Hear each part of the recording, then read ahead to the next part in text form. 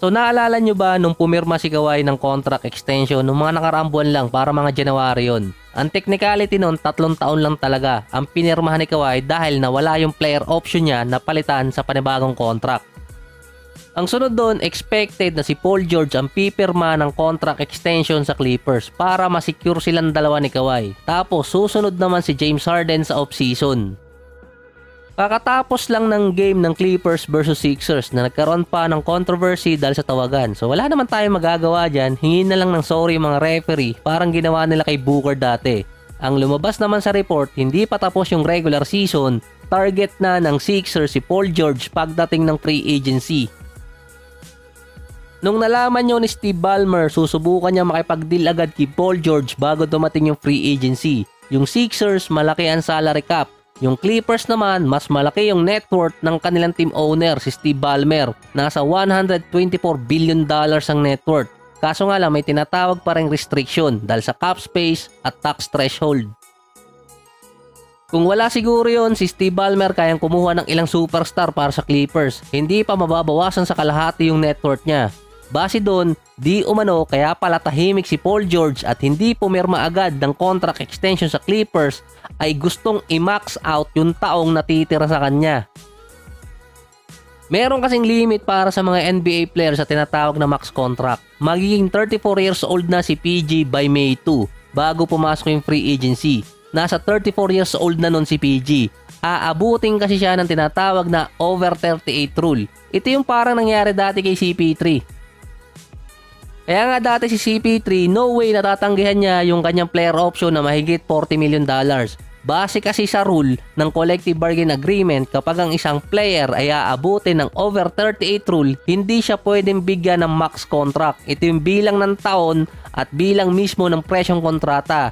So 5 years at 35%, yun ang max contract sa NBA. Dati si CP3 inabot ng over 38 rule. Nakakuha pa rin siya ng $30+ million sa loob ng 4 na taon, pero non-guaranteed na yung huling taon niya. Ang projected contract kasi ni PG pagdating ng free agency at kung tatanggihan niya yung kanyang player option ay nasa $212 million. Pwedeng ibigay yun pero may catch. Hindi pwedeng lumagpas ang ibibigay kay PG sa 212 at hindi rin pwedeng basta ibigay ng Clippers ang nasa 5 taon.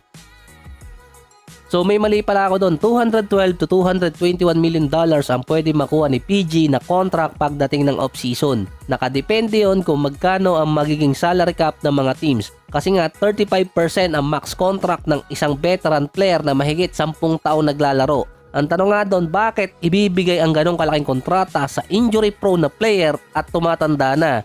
Kasi nasa rule yun ng CBA. Pwedeng mag-request ang isang player na eligible na sa ganong kontrata para makakuha ng malaking contract pa rin. Kapag natapos kasi ang contract ni PG, 39 years old na siya kung naka-max contract siya sa 5 taon. Doon papasok kasi ang ibibigay ng Clippers na $212 million na imbes na 5 taon, pwedeng gawin ng Clippers yun na 4 na taon. Imbes na $40 million per year ay magiging $50 million. Magiging apektado naman si James Harden kung magkano ang ibibigay sa kanya. Pwera lang kung magpababa si Harden ng contract. Pwede na naman kasing ibigay talaga ng Clippers yung contract extension kay Paul George. Ang isa pang catch doon, mawawala nga lang yung $48.7 million na player option ni PG.